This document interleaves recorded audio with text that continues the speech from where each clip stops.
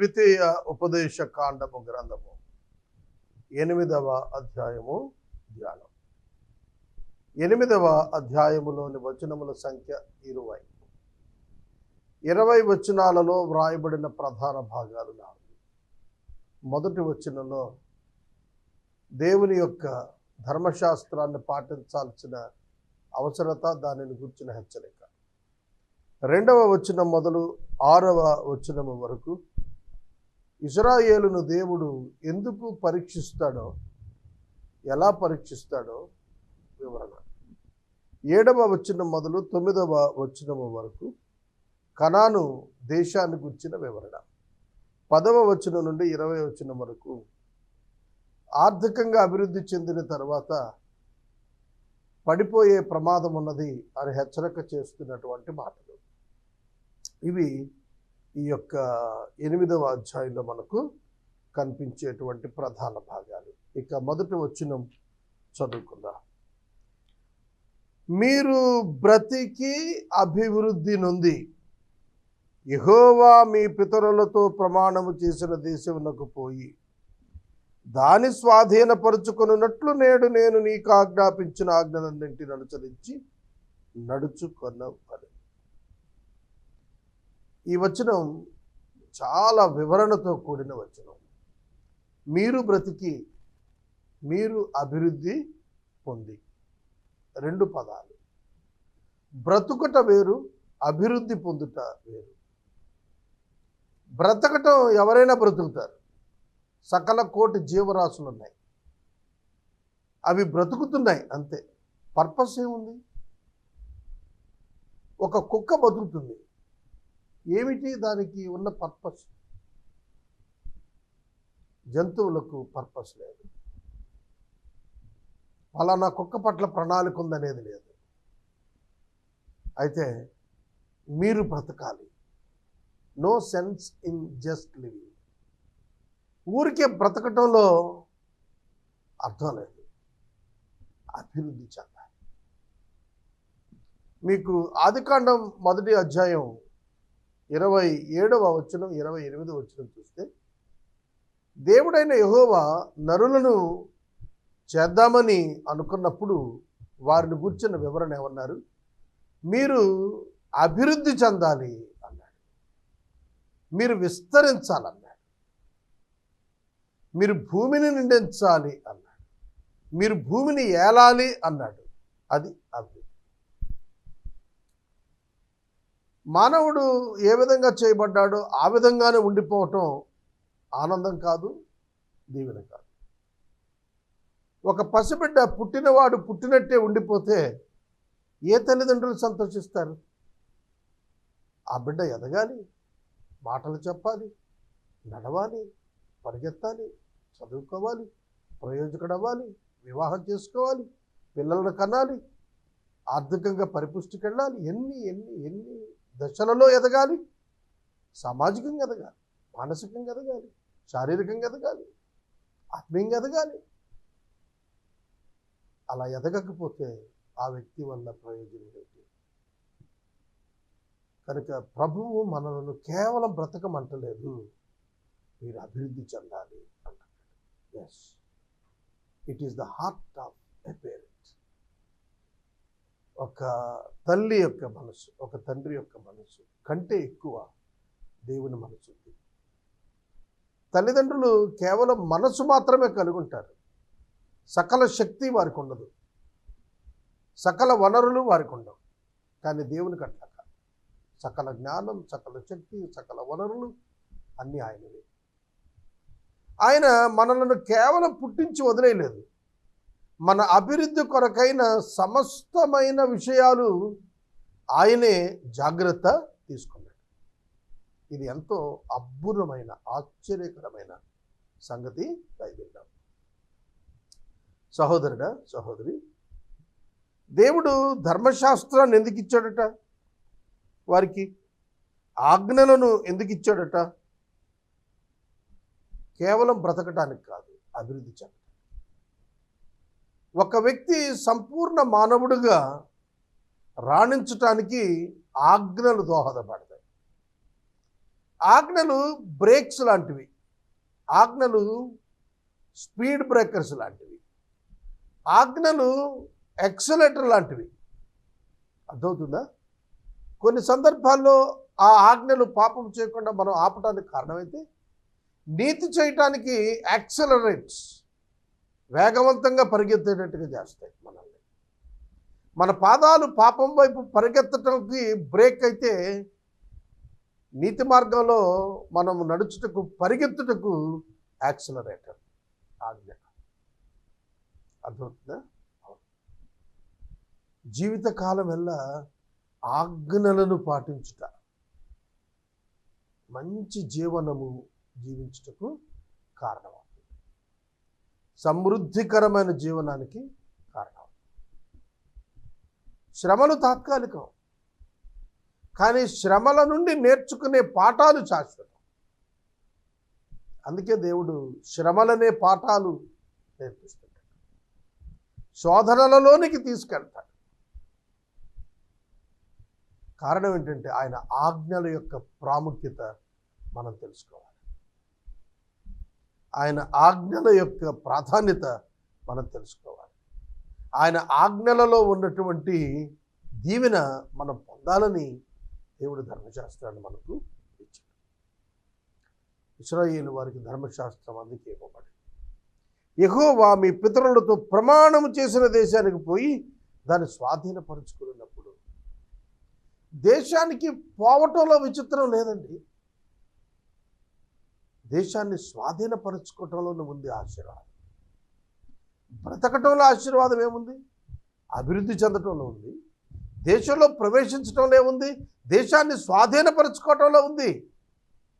Yes, God's intentions are entirely different. మనలను గూర్చిన ఆయన ఉద్దేశములు చాలా ప్రత్యేకంగా భిన్నంగా ఉన్నాయి, అత్యధికంగా ఉన్నాయి. ఆకాశము భూమికి ఎంత ఎత్తుగా ఉందో అంత ఎత్తైన తలంపులు, అంత గొప్ప తలంపులు, ఉద్దేశాలు మన పట్ల మన దేవుడు కలిగి ఉన్నాడు. మన తల్లిదండ్రులకు కూడా అంత గొప్ప ఉద్దేశాలు ఉండవు. మనం మన స్థాయిని బట్టి మన బిడ్డ బ్రతకాలనుకుంటాం. ఒక పేదవాడు అనుకోండి, ఒక సెకండరీ గ్రేడ్, ఒక ఏఎన్ఎంఓ చదివించుకుని ఆ కాస్త జీవితం జీవిస్తే, నేను పడిన కష్టాలు పడకుండా కొంచెం మెరిట్ లైఫ్ ఉంటే చాలనుకుంటాడు. కానీ దేవుడు అట్లా కాదు. లైఫ్ ఇన్ ఇట్స్ ఫుల్నెస్, జీవితం యొక్క పతాక స్థాయి అనుభవాలు ఒక విశ్వాసి అయిన మానవుడు చూడాలని దేవుడు అనుకుంటాడు. అందుకే పెంట కుప్పల మీద నుండి దీనులను పైకెత్తువాడు అన్నాడు. మీరు గమనించండి, చెరలో ఉన్న యోసేపును సింహాసనం మీదకి తీసుకెళ్ళాడు. పశువుల మధ్యన పశువుల కాపరిగా ఉన్న, గొర్రెల కాపరిగా ఉన్న దావీదును మనుషులకు కాపరిగా సింహాసనం మీద పెట్టాడు. గొర్రెలను మేపడంలో నమ్మకంగా ఉన్న మోషేను తెచ్చి ఇశ్రాయేలీయులను నడిపించడానికి ఒక మహామానవ మంద, అత్యధిక సంఖ్య గల గుంపును దేవుడిచ్చాడు. నమ్మకమైన వారికి మెండైన దీవెనలు దేవుడు ఏర్పాటు చేస్తున్నాడు. నీవు అభివృద్ధి చెందాలి, నీవు స్వాధీనం చేసుకోవాలి. You have to inherit the things which God wanted. దేవుడు ఏ కార్యాలైతే నీవు చేయాలని అనుకున్నాడో, నువ్వు పొందాలని అనుకున్నాడో, వాటిని నువ్వు పొందాలి, స్వాధీనం చేసుకోవాలి. స్వాధీనం చేసుకోవటం అనే పదంలోనే పోరాటం ఉంది. స్వాధీనం అని ఎప్పుడైతే అనుకుంటావో అప్పుడు నువ్వు పోరాడక తప్ప, యుద్ధమాడక తప్ప, జయింపక తప్ప. స్వాధీనపరుచుకునేది ఎప్పుడంటే జయ జీవితం ఉన్నప్పుడే. జయ జీవితం కావాలి,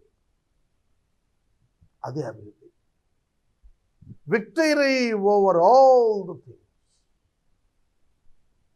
విక్టరీ ఆన్ ఎడ్యుకేషన్, విద్య మీద గొప్ప విజయం కావాలి, మహావిద్యావంతుడు కావాలి, జ్ఞానవంతుడు కావాలి, మంచి పరిశీలకుడు కావాలి, బలమైన వాడు కావాలి. నీవు ఆనందకరమైన వ్యక్తిగా జీవించాలి. Day by day it must increase in your heart. నీ హృదయంలో ఆనందం దినదినానికి వృద్ధి కావాలి. సమాజంలో దినదినానికి నీ పేరు ప్రతిష్టలు కీర్తి పతాకం ఎగరి చేయాలి. That is the will of God for you. ఏ బిడ్డ పనికిరాని వాడు కావాలి ఏ తల్లిదండ్రులు అనుకోరు. దేవుడు ఎందుకు అనుకుంటాడు? చెడ్డవారైన మనమే అలా అనుకోకపోతే మంచివాడైన దేవుడు ఇంకా ఎక్కువగా తలుస్తాడు కదా. కనుక నీకు ఆజ్ఞాపించిన వాటన్నింటినీ అనుసరించి నడుచుకోవాలి. The secret is following the commandments of God.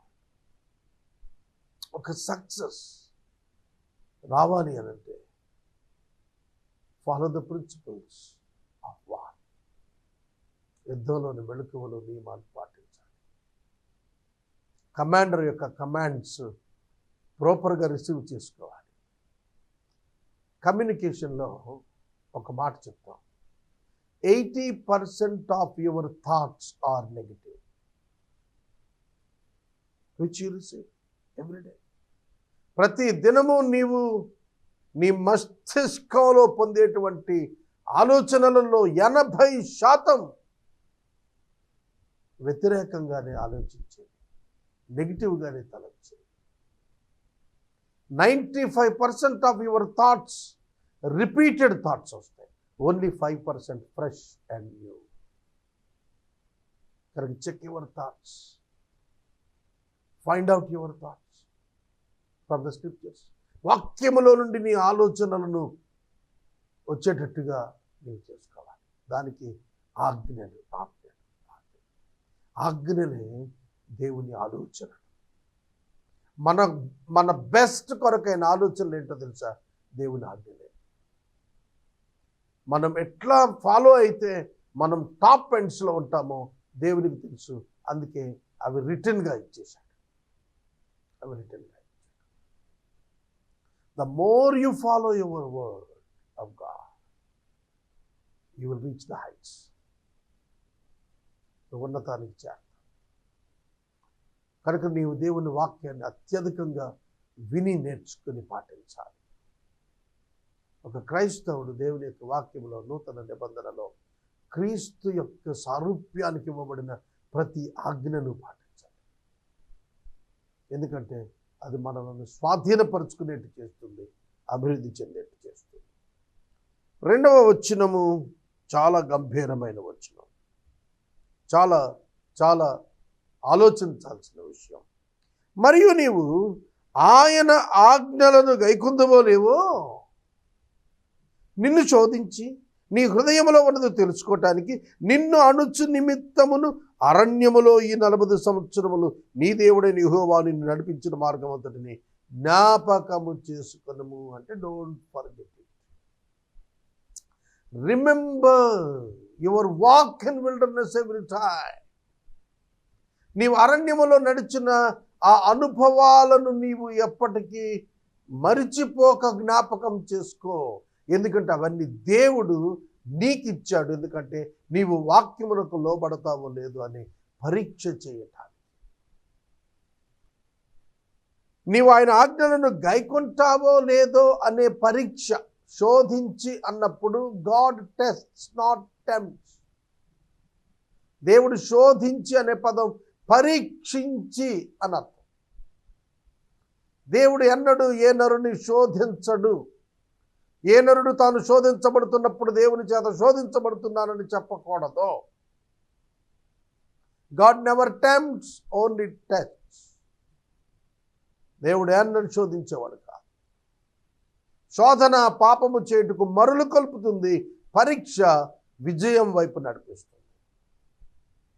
కనుక నీవు ఆయన ఆజ్ఞలను గైకొంటావో లేదో అనే పరీక్ష నీకు ఎక్కడ పెట్టాడో తెలుసా?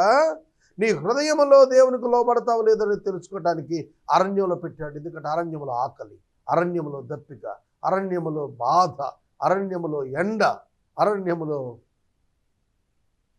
ఏ విధమైనటువంటి వసతులు వాటిల్లో పెట్టి టెస్ట్ చేశాడు. అలా టెస్ట్ చేయటానికి దేవుడు 40 సంవత్సరాలు తీసుకున్నాడు. First generation failed. And died. Second generation వాటిల్లో నుంచి వచ్చారు. కాబట్టి అరణ్య యాత్రగా మీరు మర్చిపోకూడదు, ఎందుకంటే అది పరీక్షా కాలం. 1 సంవత్సరం చదివిన వాడికి ఫైనల్ ఎగ్జామినేషన్స్ ఎంతసేపు ఉంటాయి? ఇంటర్మీడియట్ చదివేవాడు 5 సబ్జెక్ట్స్ అవుతాయి. 5 పరీక్షలు, 5 3 15 గంటలు పరీక్షలు. ఫైనల్ ఎగ్జామ్స్ ఒక్కొక్క సబ్జెక్టు మీద 3 గంటలు ఉంటుంది. సో ఇంటర్మీడియట్ చదివేది 1 సంవత్సర కాలం చదివితే, ఒక్కొక్క జూనియర్ 1 ఇయర్, సీనియర్ 1 ఇయర్ చదివితే పరీక్షా కాలం ఎంత? అవర్స్. నెలలు చదివింది గంటలలో పరీక్షించబడుతుంది. కనుక పరీక్షా కాలం చాలా అల్పం, నేర్చుకున్నది అనుభవించే కాలం ఎక్కువ. కనుక నువ్వేం నేర్చుకున్నావు అనేది పరీక్షించినప్పుడే తెలుస్తుంది. దేవుడు కూడా దేవుని మాట వింటామో లేదో అనే పరీక్షలు పెడతాడు. అర్థమవుతుందా? నీకు వస్తున్నటువంటి కష్టాలు, శోధనలు గాడ్స్ టెస్ట్స్. దేవుడు పరీక్ష పెడుతున్నాడు. ప్రతి పదోన్నతికి పరీక్షయే ఆధారం. ప్రతి పదోన్నతి. పరీక్ష లేకుండా పదోన్నతి వస్తే అక్కడ నిలబడలేడు, పడిపోతాడు. దావీదు విజయానికి కారణం దావీదు పొందిన పరీక్షలు. సొలొమోను పతనానికి కారణం సొలొమోనుకు పరీక్షలే లేవు. There was no tests for Solomon. సాల్మన్కి అంతా కూడా ఏదైనా ఎక్స్పీరియన్స్, బ్యూటిఫుల్ గివింగ్. దేవుడు విస్తారంగా ఇచ్చేశాడు, టక్కన వాడాడు. ఆఖరికి దేవునికి ఆలయం కట్టి దేవుని మహిమను స్వయంగా చూసినవాడు, సర్వలోక మానవుల కంటే గొప్ప జ్ఞానాన్ని పొందినవాడు, విగ్రహారాధన చేసి దేవునికి దూరం. సోదరుడా, దేవుడు నిన్ను పరీక్షిస్తాడు. నీ ఆశీర్వాదం కొరకు, నీ దీవెన కొరకు, నీ పదోన్నతి కొరకు దేవుడు నిన్ను పరీక్షిస్తాడు. నిన్ను నీతిమంతుడుగా దేవుడు రుజువు చేయడానికి నీకు పరీక్షిస్తాడు. దేవుడు అనేక పరీక్షల గుండా సేవకులు నడిపిస్తూ ఉంటాడు. అది వారు గ్రహిస్తే మంచిది. 3వ వచనం, ఆహారము వలననేగాక యెహోవా సెలవిచ్చిన ప్రతి మాట వలన నరులు బ్రతుకుదురని నీకు తెలియచేయుటకు ఆయన నిన్ను అణచి ఆకలి కలుగ చేసి నీవే నీ పితరులే గాని ఎన్నడూ ఎరుగని మన్నాతో నిన్ను పోషించను. ఇక్కడ ఒక మాట చెప్పాలండి మీకు. దేవుడే ఆకలి కలుగ చేశాడట, దేవుడే అణిచేశాడట. ఇది మనకి ఎలా ఉంటుందండి? మన సంఘాల్లో దేవుడు నిన్ను అణిచేస్తాడు, నీకు ఆకలి కలుగ చేస్తాడు అంటే ఎంతమంది వస్తారు ప్రార్థనకి? దేవుడు అది ఇస్తాడు, ఇది ఇస్తాడు, స్వస్థత ఇస్తాడు, విజయాన్ని ఇస్తాడు, సంతానం ఇస్తాడు, ఆరోగ్యం ఇస్తాడు, కోర్టు కేసులో విజయం ఇస్తాడు. ఇన్ని దీవెనలు లిస్టు పెడితే అప్పుడు జనాలు తరలి దేవాలయాలకు వస్తున్నారు, మందిరానికి. నీ దేవుడు పరీక్షిస్తాడు, అణిచేస్తాడు అంటే ఎంతమంది వస్తారు?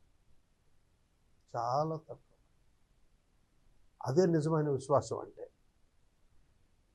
ఒక నరుడు దేని వలన బ్రతుకుతాడట? దేవుని నోట నుండి వచ్చు ప్రతి మాట వలన. ఉట్టి ఆహారము వలన మాత్రమే కాదు మానవుడు బ్రతికేది. దేవుని నోట నుండి వచ్చు ప్రతి మాట వలన బ్రతుకుతాడు. 119వ సంకీర్తన 50వ వచనంలో, నీ వాక్యము నన్ను బ్రతికించింది, నా బాధలలో ఇది నాకు నెమ్మది కలిగించింది. అర్థమవుతుందా?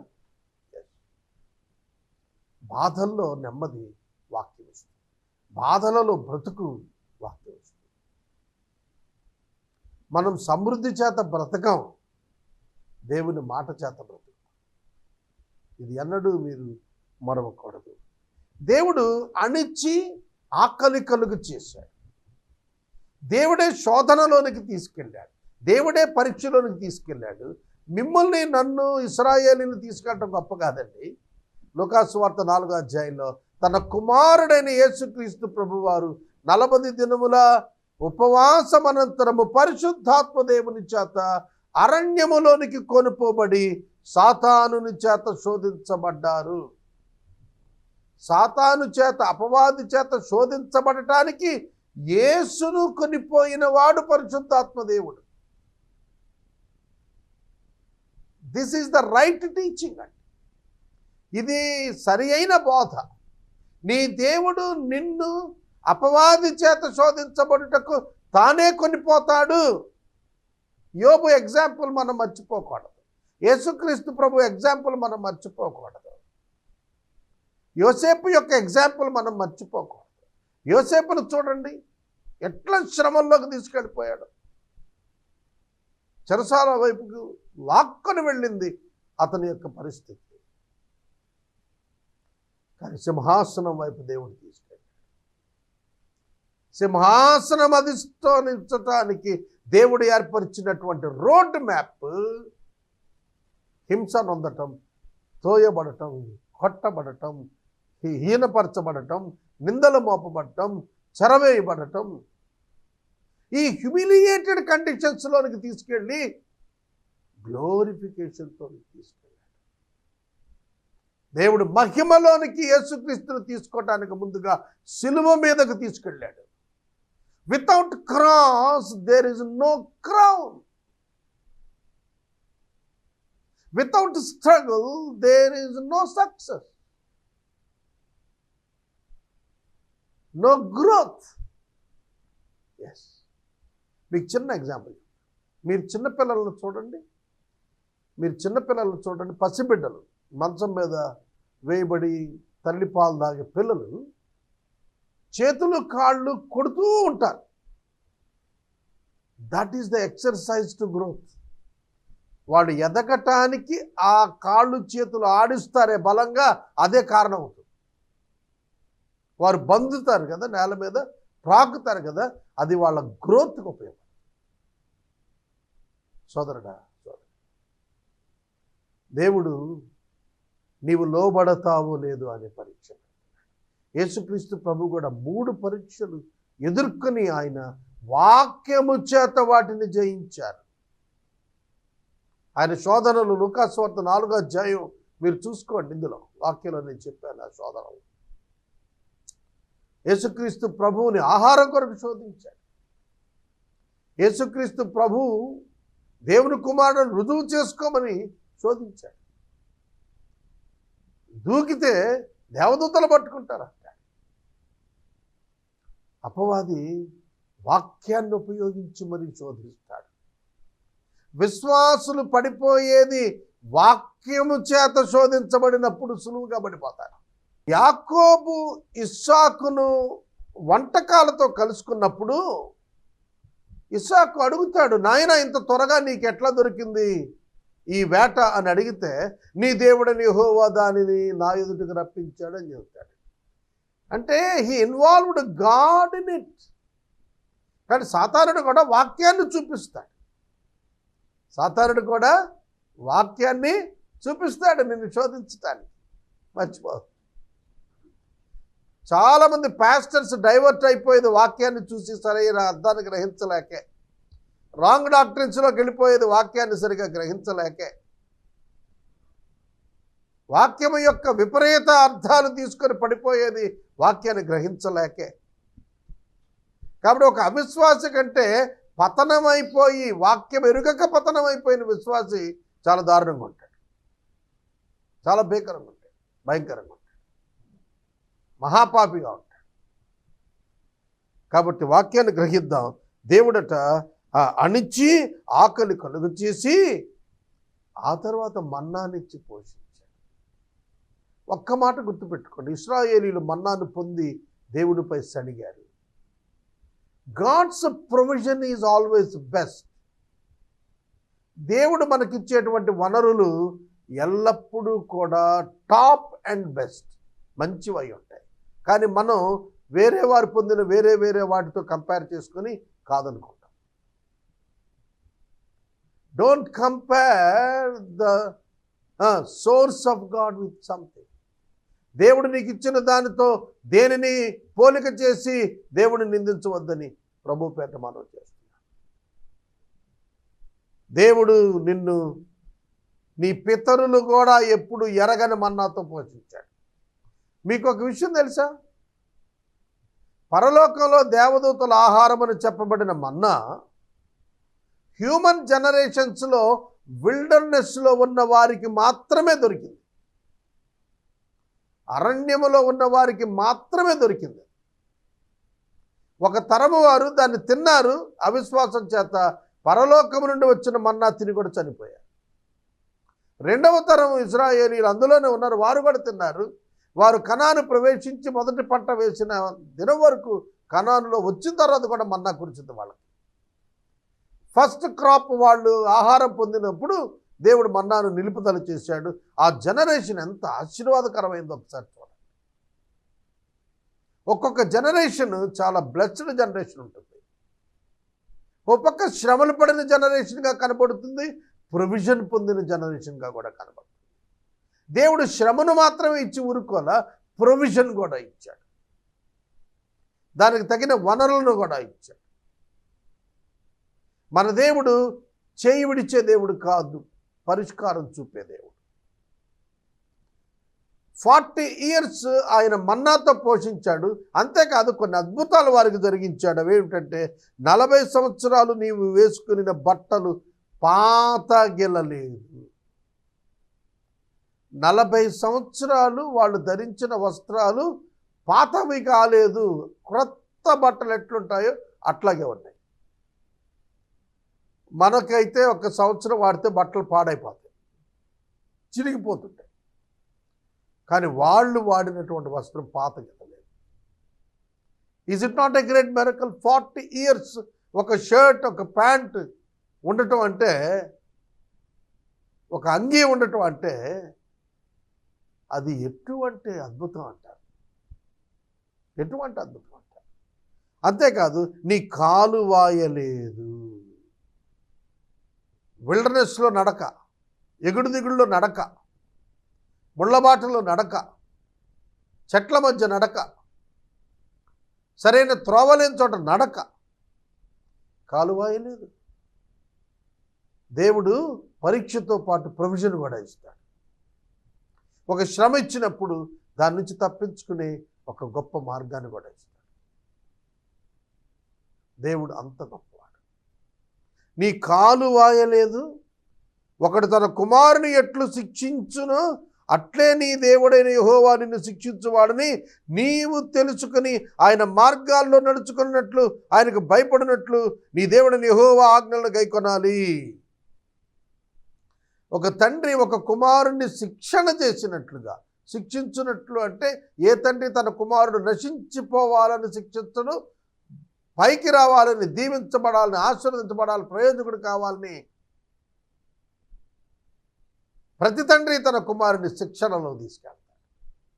అలా నిన్ను శిక్షణలోనికి తీసుకెళ్ళాడు తప్ప నిన్ను శిక్షించలేదని నువ్వు తెలుసుకునేటట్లుగా నీ దేవుడైన యెహోవా ఆజ్ఞలు నీవు గైకొనాలి. ఆజ్ఞలు గైకొనటం ప్రారంభిస్తే శిక్షణ ప్రారంభం అయిపోయినట్టే. మీకు మిలిటరీకి సివిలియన్కి ఉన్నటువంటి తేడా చెప్తాను. మిలిటరీ వారి హెయిర్ కట్ వారి యొక్క ఇష్టం కాదు. వారు తీసుకునేటువంటి డైట్, మిలిటరీలో యుద్ధంలో ట్రైనింగ్లో ఉన్నవారి విషయంలో వారి డైట్ వారి ఇష్టం కాదు. వారికి ఇవ్వబడిన డైటే తప్ప కోరినది ఎవరు. అవసరమైనది ఇస్తారు తప్ప కోరుకున్నది ఎవరు. కనుక శిక్షణ అది.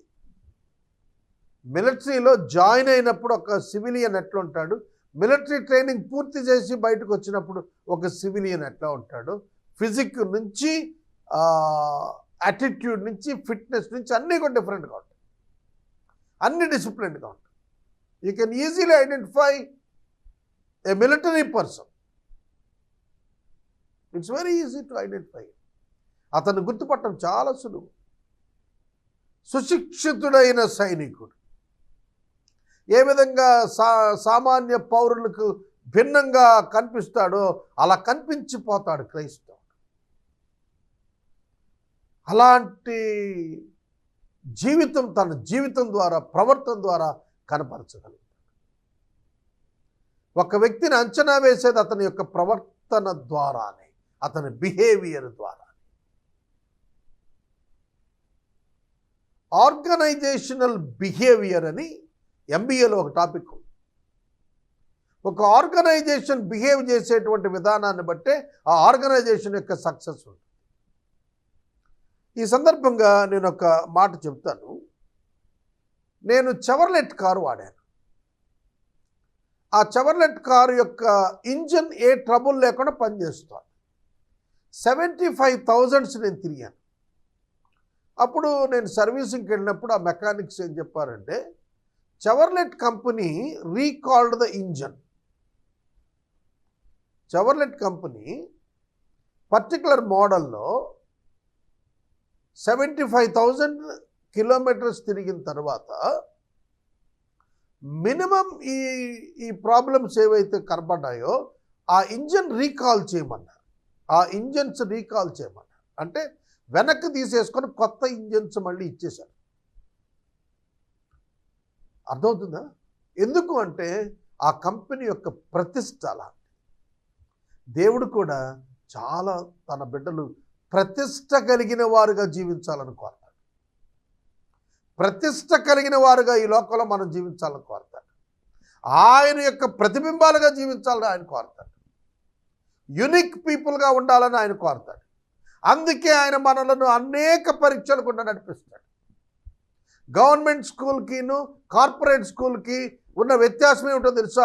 కార్పొరేట్ స్కూల్స్లో వీక్లీ టెస్ట్ ఉంటుంది, డైలీ టెస్ట్ ఉంటుంది, మంత్లీ టెస్ట్ ఉంటుంది, వీకెండ్ టెస్ట్ ఉంటాయి. కానీ గవర్నమెంట్ స్కూల్స్లో quarterly, half yearly, final, annually 3 పరీక్షలు.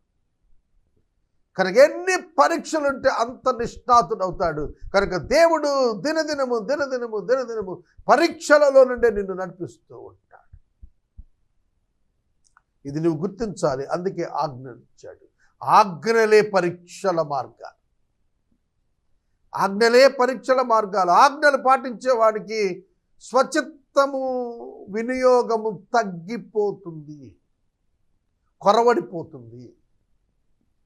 నీ సొంత మాటలను ప్రయోగించి, నీ సొంత జ్ఞానాన్ని ఉపయోగించే అవకాశం ఉండదు. ఆయన ఆజ్ఞల ప్రకారం నడవటం ప్రారంభిస్తాడు. ఇది నీవెన్నటికీ మర్చిపోకూడదు. నీ దేవుడైన యెహోవా నిన్ను మంచి దేశములో ప్రవేశపెట్టును. నీ దేవుడైన యెహోవా నిన్ను మంచి దేశములో ప్రవేశపెట్టును. కారణం ఏంటంటే నువ్వు దేవునికి భయపడువానుగా ఉన్నావు గనుక.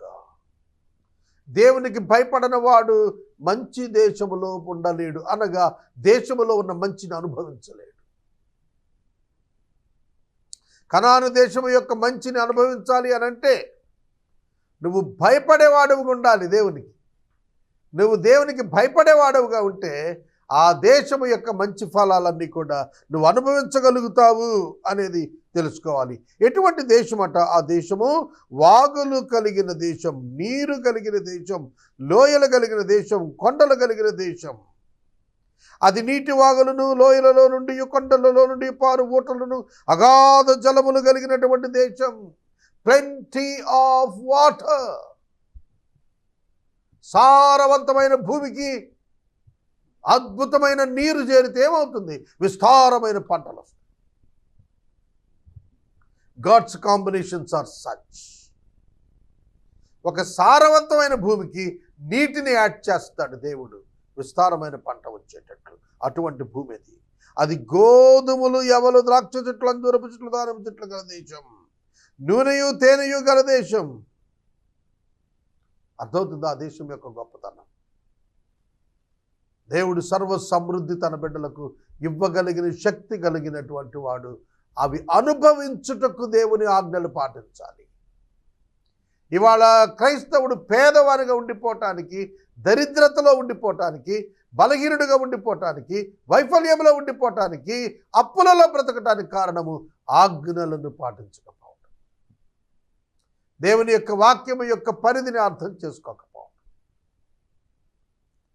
సోదరుడు,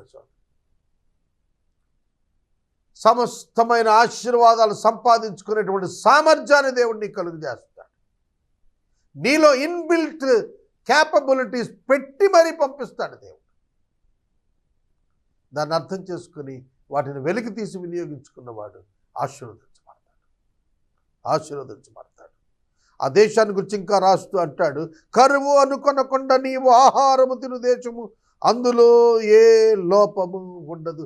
దేశములో లోపము లేదు, ప్రజల హృదయాలలోనే లోపము ఉంటుంది. దేశములో లోపము లేదు, దేవుని సృష్టిలో లోపము లేదు. దానిని వినియోగించుకుని అభివృద్ధి చెందే విషయంలో మనుషునిలోనే లోపము. The trouble is in you, not anyway. ప్రియమైన దేవుని పిల్ల, సమస్య మానవ హృదయములోనే. దేవుని సృష్టి అందరికీ సమానంగానే ఉంది. దేవుడిచ్చు దినము అందరికీ సమానంగానే ఉంది. దేవుడిచ్చిన చట్టాలు అందరికీ సమానంగానే ఉన్నాయి. కానీ మనుషులు వాటిని వాడుకోవటం వాడుకోకపోవటం అనే దాని మీద వారి పరిస్థితులు ఆధారపడి ఉన్నాయి. కరువు అనుకొనకుండా నీవు ఆహారము తిను దేశము, అందులో నీకు ఏ లోపము ఉండదు. నీకు ఏ లోపము లేకుండా ఉండేటట్లుగా డిజైన్ చేయబడింది అది. అది ఇనుపురాళ్ళు గల దేశము, దాని కొండలలో నీవు రాగితో తీయవచ్చును. నీవు తిని తృప్తి పొంది నీ దేవుడిని యెహోవా నీకు ఇచ్చిన మంచి దేశమును బట్టి ఆయనను స్తుతింపవలెను. అట్మోస్ట్ పాయింట్కి వచ్చామండి. స్తుతించవలెను. నీ దేవుడైన యెహోవా నీకిచ్చిన దేశాన్ని బట్టి నువ్వు దేవుని స్తుతించాలి. నీకిచ్చిన నెమ్మదిని బట్టి నీవు దేవుని స్తుతించాలి. ఒకప్పుడు ఐగుప్తులో నీకు నెమ్మది లేదు. దేవుడిచ్చిన ఆశీర్వాదము ఐశ్వర్యము కొరకు దేవుని స్తుతించాలి. ఒకప్పుడు ఐగుప్తులో నీకు ఆశీర్వాదము లేదు, ఐశ్వర్యము లేదు. ఒకప్పుడు సరైన ఆహారము లేదు నీకు, ఇప్పుడు సర్వసమృద్ధి అనుభవిస్తున్నావు. దేవుడు నీకు ఇచ్చిన ఈ మంచి దేశమును బట్టి దేవుణ్ణి స్తుతించాలి. దేశాన్ని పూజించటం కాదు, దేవుణ్ణి పూజించటం నేర్చుకోవాలి. దేశము దేవుని చేత ఇవ్వబడింది కనుక మానవుడు ఎక్కడ తప్పిపోయాడంటే దేవుని స్థానాన్ని విగ్రహాలకు ఇవ్వటం ప్రారంభించాడు. దేవుణ్ణి తండ్రిగా మరిచి భూమిని తల్లిగా భావించే పరిస్థితికి వచ్చాడు. అర్థమవుతుంది. భూమిని తన మాతగా, తన సృష్టికర్తగా భావిస్తాడు మానవుడు. ఈ భూమి మానవుడు వినియోగించుకోవటానికి దేవుడు మానవుని కొరకు సృష్టించి ఇస్తే మానవుడు అంటాడు ఈ భూమే నన్ను పుట్టించింది అనుకుంటాడు. అందుకని భూదేవి భూమాత అంటుంటారు మనుషులు. ప్రియమైన దేవుని బిడ్డలారా, దేవుని స్థానాన్ని సృష్టికి ఇచ్చేస్తున్నాం మనం. అదే మనం చేస్తున్న అతిపెద్ద పొరపాటు, అతిపెద్ద పాపం. దేవుని స్థానాన్ని దేవునికి ఇవ్వటం నేర్చుకున్నప్పుడు దేవుడిచ్చిన మంచి దేశంలో మనం నివసిస్తాం. మంచి దేశం ఎప్పుడైంది? వనరులను బట్టి మంచి దేశమా? మనుషులు మంచిగా ఉంటే అది మంచి దేశమా? దేశంలో లోపం లేదు, మనుషుల్లోనే లోపం. ఇవాళ చూడండి, క్రూయల్టీ పెరిగిపోయింది. ఇవాళ చూడండి, సోషల్ మీడియా అంతా హింస హింస హింస, అశ్లీలత, అపవిత్రత, అబద్ధం. ఇది ఎవరు అంటే మనుషులందరిలో ఉంది. ఫలానా సెట్ ఆఫ్ పీపుల్ అని ఉంది అనద్దండి. మనుషులందరిలో కూడా ఈ అశ్లీలత, ఈ హింస ప్రవృత్తి పెరిగిపోతారు. ప్రియమైన దేవుని బిడ్డలారా, దేవుడు నిన్ను మంచి దేశంలో ప్రవేశపెడుతున్నాడు, అందుకు స్తుతించమన్నాడు. దేవుని స్తుతించటం నేర్చుకుందాం. దేవుడు చేసిన మేలుల కొరకు స్తుతించటం నేర్చుకుందాం. దేవుడిచ్చిన వాక్యం కొరకు దేవుడు స్తుతించటం నేర్చుకుందాం. దేవుడు కలుగజేసిన ప్రతి సామర్థ్యం కొరకు దేవుని స్తుతించటం మనం నేర్చుకుందాం. ఇది మనకు ఆజ్ఞ. స్తుతింపవలెను, compulsory, mandatory. You must praise your God. నీ దేవుడిని నువ్వు ఆరాధించి తీరాల్సిందే. ఇది దేవుని యొక్క వాక్యం మనకు తెలియజేస్తుంది. నేడు నేను నీకు ఆజ్ఞాపించు ఆయన ఆజ్ఞలను, విధులను, కట్టడలను నీవు అనుసరింపక నీ దేవుడని యెహోవాను మరచి కడుపార తిని మంచి ఇండ్లు కట్టించుకొని వాటిలో నివసించి నీ పశువులు, నీ మేకలు, నీ గొర్రెలు వృద్ధి అయి నీకు వెండి బంగారాలు విస్తరించి నీకు కలిగినదంతయు వర్ధిల్లినప్పుడు నీ మనస్సును మధించి గర్వించి దాసుల గృహమైన ఐగుప్తులో నుండి నిన్ను రప్పించిన నీ దేవుడిని యెహోవాను మరిచెదవేమో. There is a danger in prosperity. సమృద్ధి వచ్చేటప్పటికి పాత చరిత్ర మర్చిపోతాడు ఒక్కొక్కడు. నేను ఒక్కడిని చూసి చాలా ఆశ్చర్యపడ్డాను. నేను ఆయన పేరు చెప్పటం లేదు, కానీ ఒక్కడిని చూసి నేను ఆశ్చర్యపడ్డాను. తన స్థలాన తన ఇల్లు లేనివాడు, తాను నివసిస్తున్న స్థలాన్ని బట్టి గర్వించిన స్థాయి చూశాను. అనేక మంది ఉన్నారు ఇట్లాంటి వాడు. సోదరుడు, దేవుడు ఇచ్చిన వాటిని పొందిన తర్వాత మదించి గర్వించి దేవుణ్ణి మర్చిపోతారు. That is the terrible condition. సొలొమోను అంతే కదండి. దేవుడిచ్చిన విస్తార సంపదను బట్టి అతడు గర్వించాడు. అతని హృదయంలో తొలగిపోయాడు విగ్రహాలు చేసి. గర్వము పతనం వైపు నడిపిస్తుంది. అప్పుడు దేవుడు ఏం చేస్తాడో తెలుసునా? తాపకరమైన పాములను తేళ్లను కలిగిన ఎడారి అయిన నీళ్లు లేని భయంకరమైన ఆకుపరణ్యములో ఆయన నిన్ను విడిపించాడు. రాతిబండ నుండి నీకు నీళ్లు తెప్పించాడు. తొదకు నీకు మేలు చేయవలని నిన్ను అణుచుటకు శోధించడం నీ పితరులు ఎరిగిన మన్నాతో నిన్ను పోషించాడు. అయితే మీరు మా సామర్థ్యము మా బాహుబలము ఇంత భాగ్యము మాకు కలుగు చేసింది అనుకుంటారేమో. ఒక క్రిస్టియన్ రిచ్ పర్సన్ అయ్యాడంటే, బ్లెస్డ్ మ్యాన్ అయ్యాడంటే భౌతికంగా అది అతను వలన కాదు. ఇదే క్రైస్తవ్యంలో అతి ప్రాముఖ్యమైన ఘట్టం. నా సామర్థ్యం, నా బాహుబలం, నా భాగ్యం నాకు ఇదంతా కలుగు చేసింది. నా ఎడ్యుకేషన్, నా విజ్డము, నా బిజినెస్ టెక్నిక్, నా ఇంటెలిజెన్స్ నన్ను ఇంతటోని చేశాయని ఎవడైనా క్రైస్తవుడు చెప్పాడంటే వాడు అబద్ధికుడు. ఇస్సాకు లేచి నేను గొప్పవాడిని అవటానికి కారణం నేనే అన్నట్టుంటుంది. యోసేపు లేచి నేను సింహాసనాసీనుడు అవటానికి కారణం నేనే అన్నట్టుంటుంది కదా. ఇస్సాకు గొప్పవాడు అవటానికి కారణం దేవుడు, యోసేపు సింహాసనాసీనుడు అవటానికి కారణం దేవుడు, దావీదు రాజు అవటానికి కారణం దేవుడు, మోషే మహాప్రవక్త అవటానికి కారణం దేవుడు. నీవెన్నడూ నీ అభివృద్ధిని చూసుకొని ఇది నీ వలన కలిగినదని అనుకొనవద్దని ప్రభు పేరు నేను మనవి చేస్తున్నాను. ఇది నీ దేవుని వలన కలిగిందని భయభక్తులు కలిగి ఉండాలి. ఒకప్పుడు తాపకరమైన సర్పాల మధ్యన బ్రతికావే, ఒకప్పుడు నీరు లేక బండ నుండి నీరు వచ్చి పోషించినప్పుడు సంతోషించావే. ఇవన్నీ కూడా జరిగాయి. వీటన్నిటిలో నుంచి నువ్వు కనానికి వచ్చిన తర్వాత గర్విస్తావా? Don't forget your history. చరిత్ర మర్చిపోతే భవిష్యత్తు లేదు. కాగా నీ దేవుడిని యెహోవాను జ్ఞాపకం చేసుకోవాలి. ఏలయనగా తాను నీ పితరులతో ప్రమాణం చేసినట్లు తన నిబంధనను నేటివలి స్థాపింపవాలని మీరు భాగ్యము సంపాదించుకున్నట్టుకై మీకు సామర్థ్యం కలుగు చేయవాడు ఆయనే. ఈ వచనం ప్రతి క్రైస్తవుడు కంటత పట్టాలి. ప్రతి క్రైస్తవుడు హృదయంలో ఈ మాట ఉండాలి. అదేమిటంటే తన నిబంధనను నేటివలే స్థాపించాలని.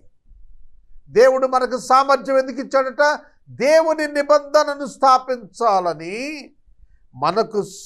మనము భాగ్యము సంపాదించుకుంటానికి సామర్థ్యాన్ని ఇచ్చాడు. భాగ్యం అంటే డబ్బు కాదు, wealth, not the money, wealth. దేవుడు భాగ్యాన్ని కలుగు చేస్తాడు.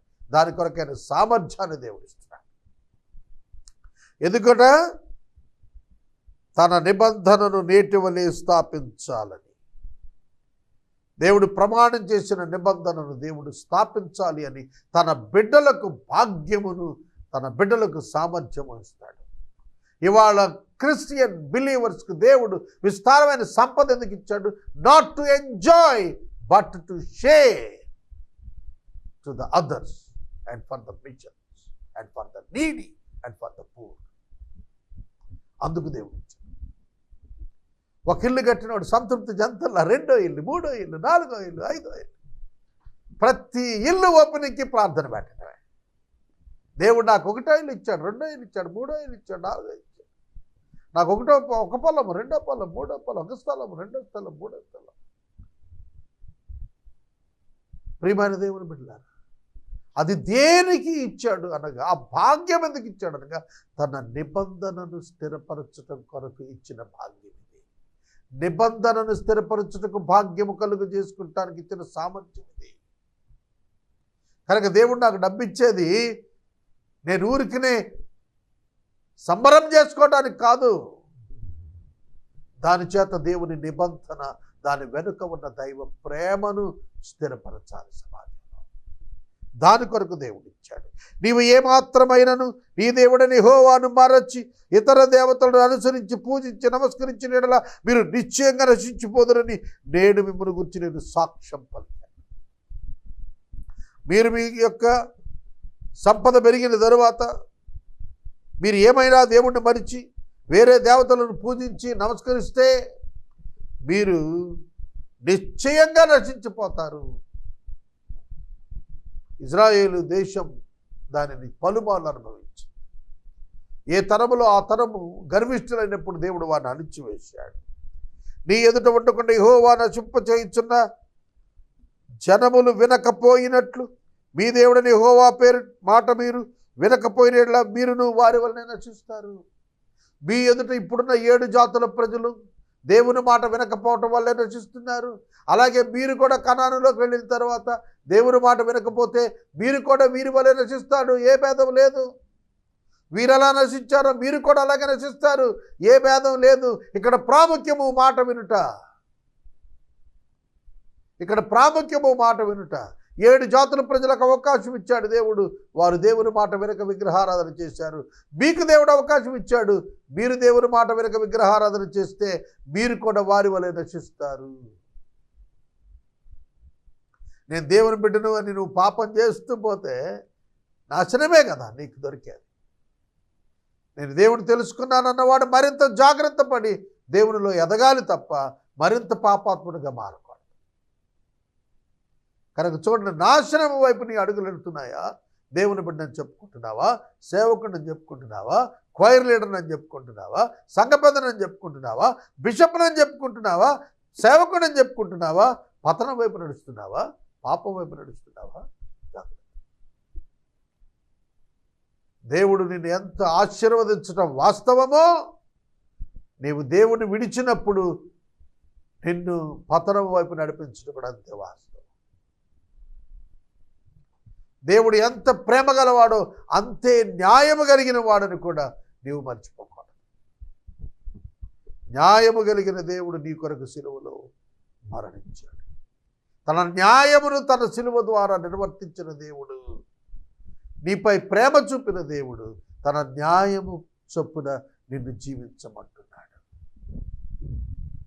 ఏ న్యాయమైతే నిన్ను నిర్దోషిగా ప్రకటించడానికి తన కుమారుడైన యేసుక్రీస్తుని లోకానికి పంపారో అదే న్యాయం నీవు ఈ లోకంలో కనపరచాలి. నీవు నీతిమంతుడిగా న్యాయవంతుడిగా జీవించాలి. నీవే న్యాయము తప్పినట్లయితే నీకు ఇవ్వబడిన కృపను నిరర్థకం చేసుకుని జీవితంలో నాశనాన్ని చూడాల్సి వస్తుంది, అవమానాన్ని చూడాల్సి వస్తుంది. ఇది అన్నట్టు మర్చిపోవద్దని ప్రభు పేట మనం చేస్తున్నాం. 8వ అధ్యాయము ఇక్కడ మనం ముగిద్దాము. మొదటి వచనంలో అభివృద్ధితో ప్రారంభించాడు, బ్రతుకుతో ప్రారంభించాడు. చివరి వచనంలో నాశనం గురించి మాట్లాడాడు. బ్రతకాలంటే ఆజ్ఞలు, నశించాలి అనంటే ఆజ్ఞాతిక్రమం. Very simple Bible concept. విశ్వసించితే ఆశీర్వాదం, పాపములో బ్రతికితే నాశనం. 8వ అధ్యాయం ముగిద్దాం.